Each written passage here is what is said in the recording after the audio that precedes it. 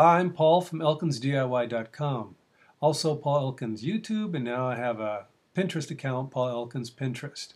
On there I have two boards, homeless shelters and bicycle campers. I'm going to show you here a bicycle camper idea that I've been working on. It's just a prototype.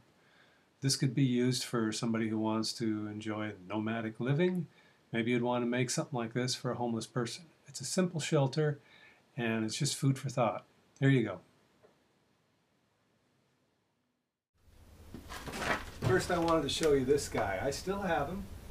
This was made about 7 years ago for Burning Man, designed specifically for the desert environment out there. So I arced it on one side and used aluminum framing to support it.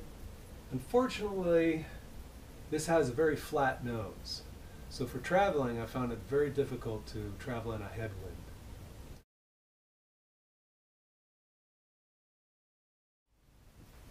So here we are. It's not much different than the homeless emergency shelter other than it's tapered up front. I lose a lot of space this way, but by doing this I eliminate the challenge of pulling this thing through any kind of headwinds. Advantage to this shape too, two things. Construction, very simple. You're just attaching it to the base. You're not relying on any framework to support upper corners and whatnot. It's just the arc. And that's pretty much it. You've got the two bulkheads, front and rear, that keep the structure structurally strong.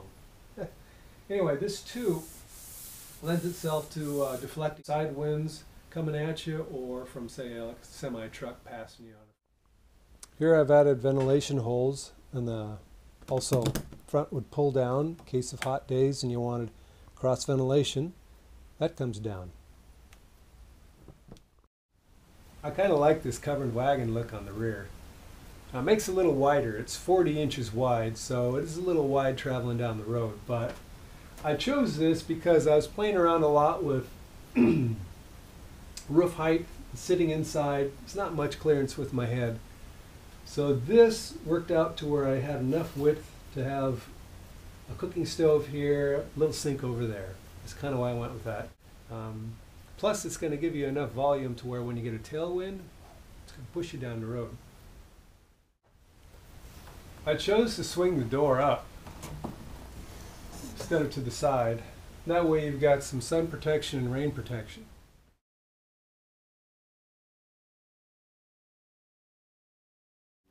So here's your stove. This is about 9 inches wide, which works out perfect for this pan. I've used this technique of burying one of these propane stoves in a counter in several of my shelters, and it works pretty good. Just make a little hole here to get at the valve. And if it catches on fire, you just bail. I would never cook with the door closed in here. And on this side I envision a little sink with a water jug, not necessarily glass. It's the only prop that I had kicking around. For washing hands, washing your dishes. This would pop out. Underneath would be your trash can. All the shelving and the storage boxes could be made out of reinforced coroplast. I envision the side boxes there having lids that would open up to access whatever you throw in there. So I like this.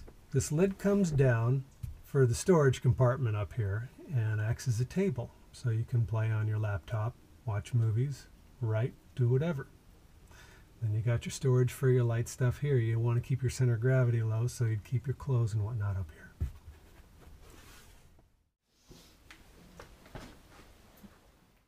Here I'm playing around with the stadium seat, and seeing that you're sitting both forward and backward, I think this would be the best way to give you back support while sitting on the inside.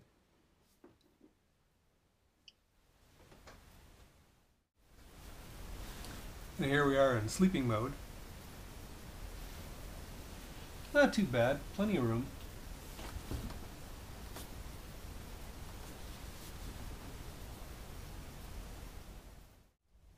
So the dimensions of this is about 6.5 feet long, 30 to 8 inches high, and about 40 inches wide.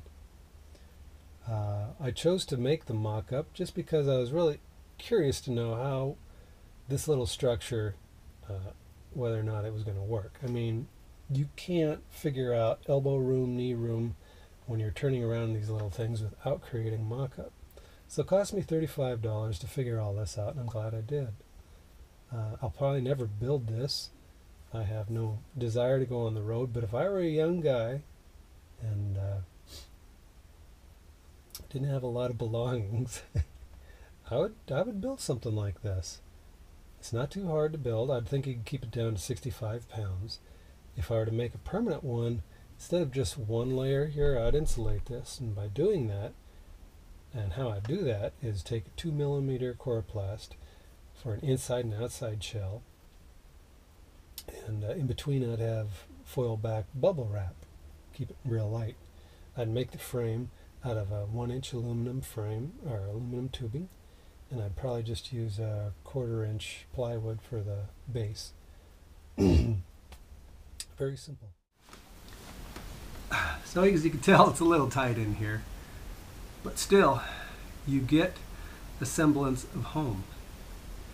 What I call home is not so much living out of a bag, which a lot of people do when they tour with a bicycle. They put their stuff in a bag and they set up a big giant bag and get inside the bag, which is called a tent. They spread their stuff out all over the floor and constitute that as home. Home I see is semi-rigid structure. You've got shelves, tables, drawers, a place for everything. A nice cushy place off the ground to sleep. It's not a fold-out affair, a pop-up type camper. This is, again, just a full structure. If you wanted to get out of the rain quick, boom, hop right in. So there you have it, everybody. I appreciate you watching. I hope it gave you some ideas to chew on. Have a nice day. Bye-bye. If somebody's knocking on your door, it's like, hey, what are you doing? All right, fuck you. Get out of here. I'm trying to sleep.